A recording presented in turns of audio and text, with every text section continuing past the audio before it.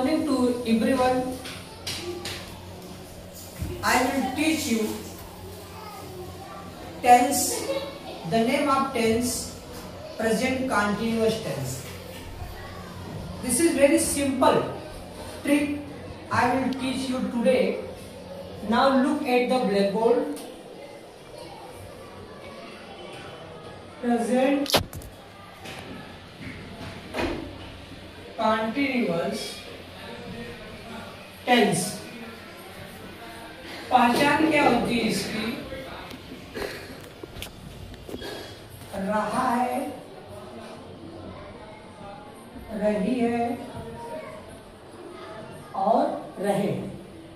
इसका स्ट्रक्चर देखिए, subject plus is are am plus V1 first form में ING और प्लस ऑब्जेक्ट। जैसा कि मैंने आप लोगों को अपने पिछले वीडियो में मैंने अपलोड किया था, दिखाया था कि सिंपल प्रेजेंट टेंस या प्रेजेंट इंडिफिनिट टेंस का टेंस मैंने आपको समझाया था। आज हम बता रहे हैं आप लोगों को present continuous tense. Present continuous tense structure और पहचान लिखने के बाद हम आपको बताएंगे कि सिंगुलर नंबर जो कि एक वचन का जाता है वो होता है ही, सी, आर में के साथ क्या लगता है इस प्लस वर्ब में आई। इसमें क्या होता है, ही माने भी वह होता है और सी माने भी वह होता है। ही क्या होता है, पुरुष जाति के लिए, और सी किसके लिए होता है, स्त्री जाति के लिए, और इट निर्जीव के लिए होता है इट का प्रयोग, और नेम किसी का भी नाम आ गया, मोहन, सोहन, सीता, गीता, कोई भी नाम आ गया। ठीक उसी तरह प्लूरल नंबर में क्या होते हैं, वी, यू और दे के साथ हम क्या लगाते हैं, आर प्लस वर्ब में ING, जो कि हम लोग जानते हैं कि आई के साथ हमेशा एम लगता है प्लस वर्ब में ING। ठीक, अब देखिए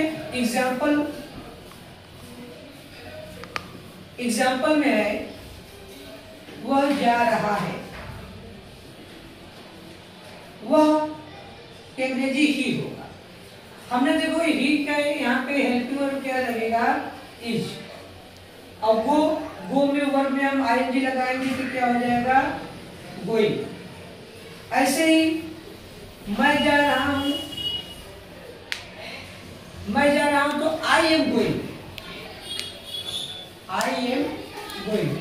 यहाँ की मैंने लिखा है कि सिंगुलर नंबर क्या होते हैं, प्लूरल नंबर क्या होते हैं, और सिंगुलर में क्या हेल्पिंग वर्ब लगता है और प्लूरल में क्या हेल्पिंग वर्ब लगता है, मैंने आपको यहाँ पे बता दिया है। फिर आगे देखिए, राम किताब पढ़ रहा है। तो यहाँ पे राम क्या हो गया, आपका कर्ता हो गया, और एक क्या हो गया, आपका कर्म हो गया, और एक क्या आपका मुख्य क्रिया हो गया, पढ़ना। इसको हम इंग्लिश में बोलते हैं सब्जेक्ट, और इसको बोलते हैं ऑब्जेक्ट कर्म को, और मुख्य क्रिया को हम लोग बोलते हैं मेन वर्ब या शॉर्ट फॉर्म में यह भी बोलते हैं। अब देखिए, ये तो रहा आपका हिंदी में, ये फार्मूला है ये हिंदी। अब इंग्लिश में कन्वर्ट करेंगे तो क्या हो जाएगा, सब्जेक्ट प्लस मेन वर्ब और प्लस ऑब्जेक्ट। हिंदी में सब्जेक्ट के बाद वर्ब आता है, लेकिन इंग्लिश में सब्जेक्ट के बाद तुरंत वर्ब आता है। तो राम किताब पढ़ता है तो सब्जेक्ट क्या हो गया, Ram.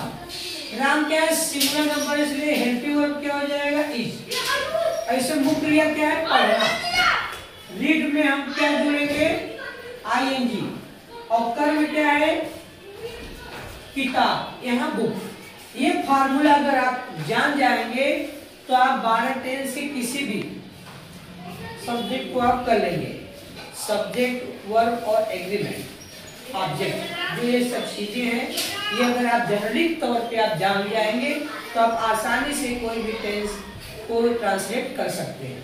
Once again I repeat, Hindi में फार्मूला क्या है? कर्ता प्लस कर्म प्लस मुख्य क्रिया इन हिंदी में, और इंग्लिश में क्या हो जाएगा? Subject plus main verb plus object. ऐसे कोई भी सेंटेंस, जैसे मैं पानी पी रहा हूं, तो बहुत से लोग क्या करते हैं? आई एम ड्रिंकिंग वाटर लगाते हैं, लेकिन गलत, आई एम टेकिंग वाटर होगा। पीने के लिए हम टेक का प्रयोग करते हैं, टेक में आईएनजी लगाएंगे। बहुत से ऐसे वर्ड्स हैं जो लास्ट में ई रहता है, आईएनजी लगाने से क्या हो जाता है? ई हट जाता है। ठीक, राइटिंग हो गया, टेक हो गया, और ऐसे बहुत से वर्ड्स भी हैं जिसमें आईएनजी लगाने से डबल वर्ड्स हो जाता है, जैसे रनिंग, स्विमिंग, ऐसे बहुत से वर्ड्स हैं। तो हम ये आप लोगों को सिखाना चाहते हैं कि प्रेजेंट कंटीन्यूअस टेंस का फार्मूला हमने स्ट्रक्चर बता दिया है, और आपको सबसे अहम चीज मैंने बताया कि हिंदी में फार्मूला क्या होता है। वंस अगेन एक बार फिर देखिए, हिंदी में पहला कर्ता, फिर कर्म, फिर मुख्य क्रिया हिंदी में, लेकिन इंग्लिश में क्या आ जाएगा? कर्ता प्लस मुख्य क्रिया, और कर्म क्या लास्ट में रहता है, उसको इंग्लिश में हम कन्वर्ट कर देते हैं। कोई भी चीज, जैसे मैं पाठ याद कर रहा हूँ, तो याद करने का अंग्रेजी क्या होता है? रिमेम्बर, मैं रिमेम्बरिंग, लेकिन बहुत से बच्चे लर्निंग लगा देते हैं। तो ये सब कुछ, अब पढ़ना और पढ़ाने में अंतर होता है।